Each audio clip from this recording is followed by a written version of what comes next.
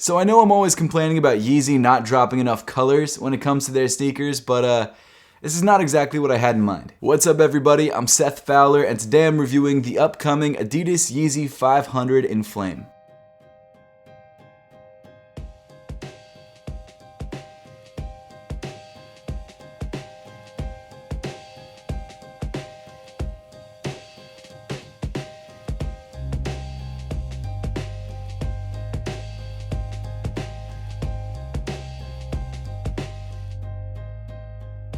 Before we jump into the video though, make sure to enter my Yeezy 350 V2 Ash Pearl giveaway if you haven't yet. And entering the giveaway is really easy. All you have to do is subscribe to my channel, subscribe to my tech channel, which is linked in the description below, and then comment your Instagram username on the latest video on that tech channel. And that's literally all there is to it. I'm pretty sure this giveaway ends in like a week and a half, so you still have a little bit of time, but it's better to get your entries in now so you don't miss out. But in today's video, unlike the Ash Pearls, we're reviewing a much more polarizing shoe. And this is one of those shoes that when it was first leaked, I didn't even think it was real. I thought someone had done like a weird Photoshop rendering and that was it. That was all it was gonna be. But turns out it is real, and it's just as wild as I thought it was going to be. So the Adidas YEEZY 500 Enflame that comes in this wild orange and blue makeup releases on May 8th for a retail price of $200. And it's actually been a little while since we got our last YEEZY 500, and I've gotta say, if they wanted to come back with a bang, they've done that. As far as Yeezy colorways go, this is definitely one of the wildest. I mean, up there with the McChickens, up there with the Yebras. Is that what it was called? No, the Yebras are the McChickens. I'm talking about like the neon green one that had black stripes, or blue stripes? I don't remember. There's so many. But the Enflame is obviously wild in its own way, and it's actually one of the only Adidas YEEZY 500s that feature multiple colors. I think the only other 500 that features multiple colors rather than just a tonal makeup is the Soft Visions, and that was pink on the top, gum on the bottom, kind of looked like a PB&J sandwich. I didn't mind it. This one just looks like a, I want to compare it to food, but I can't think of any food that looks like this. This is so dumb, but if you have any ideas of what kind of food this looks like, make sure to leave a comment in the comment section down below. But before we dive any deeper into the shoe itself, let's take a quick look at the box. So as you probably guessed, this box is pretty much standard fare for Adidas YEEZY sneakers. It comes in natural cardboard with some dark brown printing, and you've got the size tag on one end. Now I grabbed my pair from Stadium Goods. Huge shout out to Stadium Goods for shipping these overnight for the review. I really appreciate it. I grabbed a size 9.5, which is actually a half size up. I wanted to try it compared to a size 9. I usually go with a size 9, and after wearing these, I think I will continue going with the size 9, but we'll get to that a little bit later in the video. And the official colorway of this shoe is Enflame, Enflame, Enflame, which obviously means inflame. It's funny, when I was searching for these shoes on Google, because apparently Enflame is like the style code, people were searching Yeezy Enflame, which I thought was kind of funny, but it is what it is. But getting back into the sneakers themselves, the Yeezy 500 Enflames, construction-wise, remain almost identical to any of the previous Yeezy 500s. Jumping into the materials of the sneaker, around the toe, on the mudguard of the sneaker, you've got this really nice light tan suede. I've always loved the suede on Yeezy 500s. It feels so premium.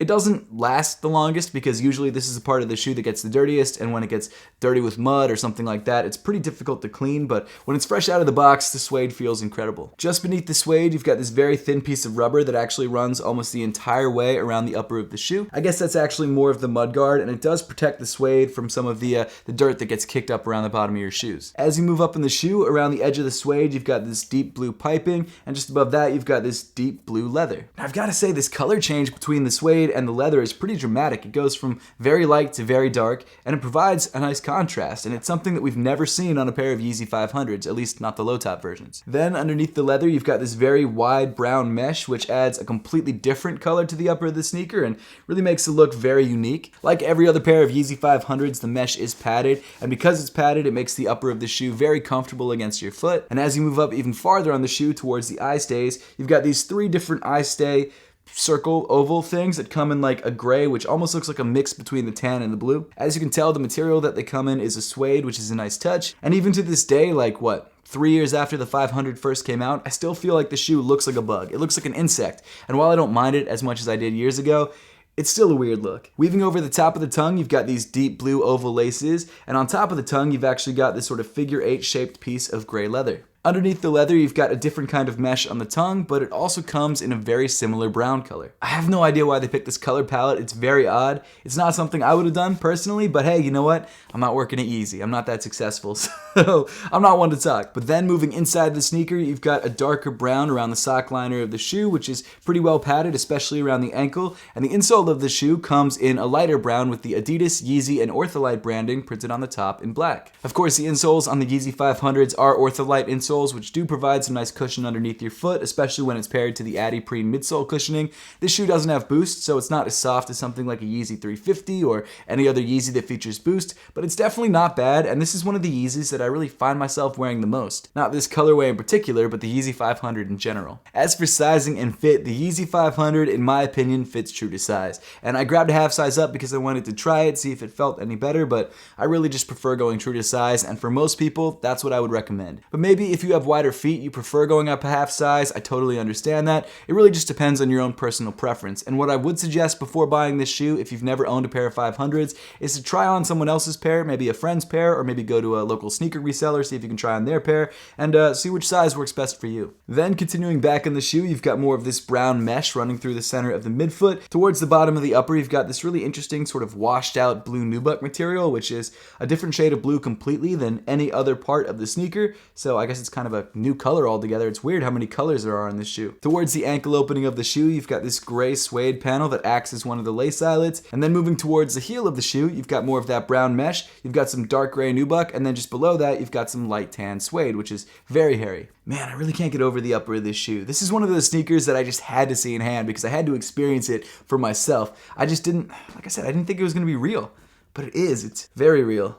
I don't know if that's a good thing or a bad thing. Then moving down on the shoe, you've got this light orange adiprene midsole, which was actually taken from a classic Adidas basketball sneaker. And then finally rounding off the look, you've got a bright orange outsole, which is a slightly more vibrant shade of orange than the adiprene midsole. The pictures online just don't do this color of orange justice. Like, this is a very vibrant orange, and it's much more vibrant than the midsole. In fact, the midsole almost looks like some areas are a little bit lighter than others, and I wonder if they actually painted it. Like, it's weird. Around the adiprene logo, it's a much lighter shade of orange, and then towards the heel of the midsole, it's a slightly darker shade of orange. It looks like it's been, like, rubbed off. It's weird. So it looks like the midsole of the shoe doesn't have a consistent orange on it. It sort of changes based on which part of the midsole you're looking at, and I'm assuming that was on purpose. All right, another weird thing about the Yeezy 500 Enflames.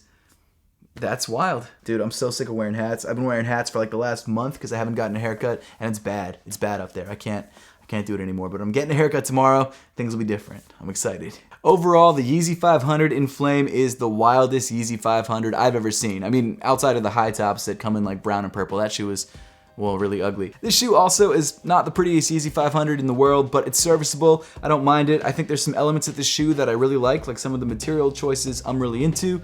The overall colorway, though, is just not for me. This is not something I really see myself wearing. However, I do think that even though this is not going to be the most popular Yeezy 500 colorway ever, it is going to be pretty difficult to get, and it's probably going to sell out very quickly. So if you want a pair of these, make sure to be entering all the raffles you can, like the Adidas Confirmed app, maybe raffles at your local stores, I don't know, but just get those entries in. So make sure to let me know in the comment section down below what you think of the Yeezy 500 Enflames and whether you're trying to grab a pair for yourself when they finally release this weekend on May 8th. But that pretty much wraps up the video for today. Don't forget to enter the Yeezy 350 V2 Ash Pearl giveaway. Thank you all so much for watching. Make sure to subscribe if you haven't yet, and I'll see you all in the next one.